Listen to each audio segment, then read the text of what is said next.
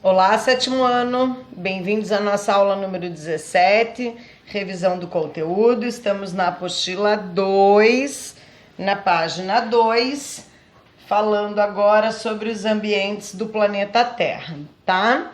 Então aqui, para começar o capítulo, tem a leitura de um infográfico para vocês analisarem as imagens e responderem essas perguntas para mim. Conversaremos na próxima aula a respeito disso. Já que começa o conteúdo a ser estudado, a primeira parte dos ambientes da Terra é você saber o que é um bioma. Então, o bioma é um agrupamento de ecossistema. Lembra do conceito de ecossistema? Parte biótica, mais o meio abiótico, mais os fatores reagentes. Então, os biomas é o conjunto de vários ecossistemas que têm características semelhantes. Eles estão distribuídos no planeta Terra e sempre de uma forma sazonal, tá? A gente já vai ver isso para frente. O que isso significa de uma forma sazonal?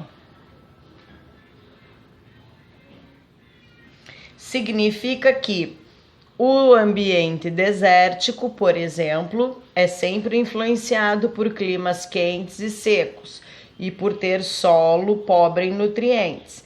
Então, esses fatores influenciam diretamente o habitat e, consequentemente, o nicho ecológico dos seres que vivem lá.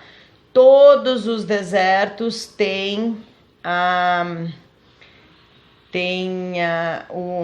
não é um intuito, tem a propensão a serem na mesma região do planeta, tá? Então, o cactus, por exemplo, é uma planta típica do deserto. Ele desenvolveu adaptações de sobrevivência ao meio através da evolução. E um exemplo dessa adaptação são os espinhos e a questão de ser cactácea, né?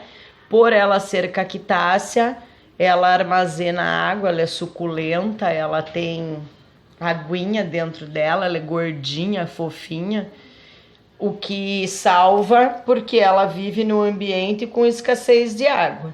Então, ter a estratégia para armazenar água já é uma coisa.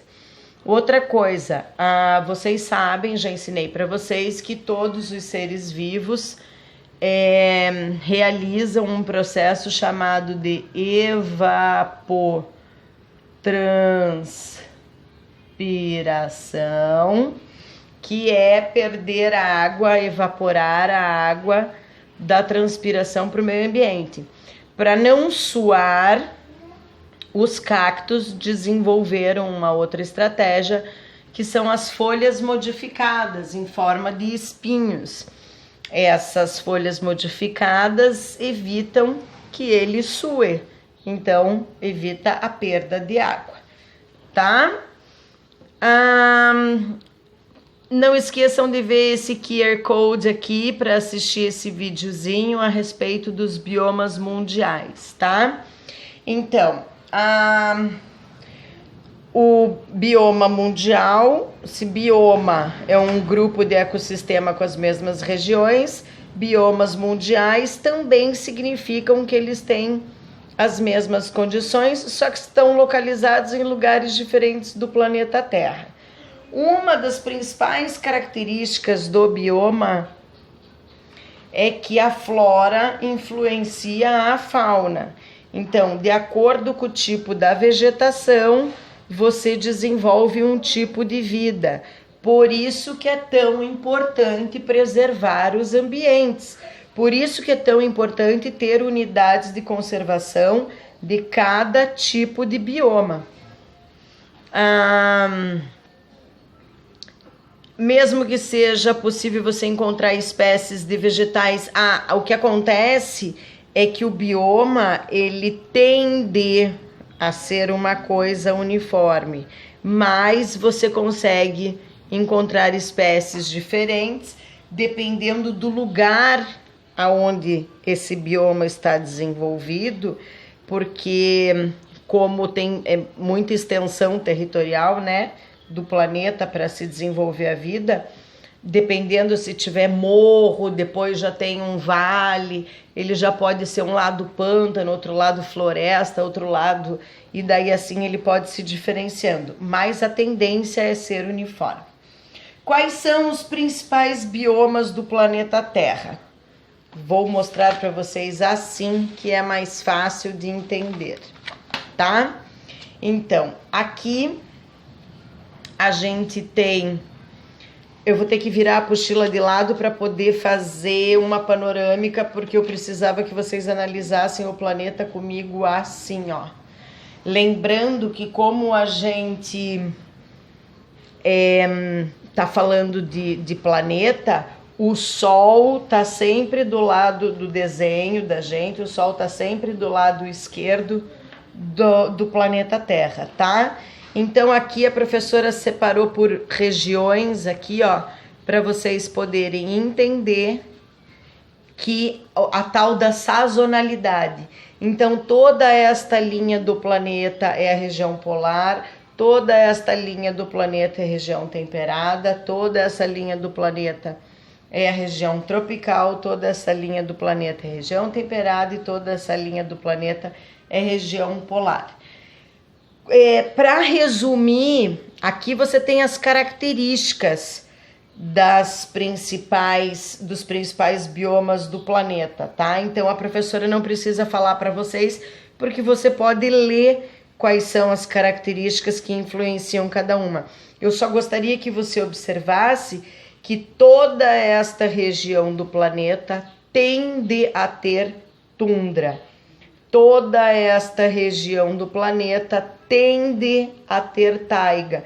Então você vem aqui na legenda e vê que o roxinho é taiga, que tem taiga, mas naquela coisa de formação diferenciada que a gente leu na página anterior, aqui a gente já tem uma floresta que é diferente da taiga. O que acontece é que em uns lugares pode ter neve, em outros lugares pode ter montanhas, então daí essa dá a variação.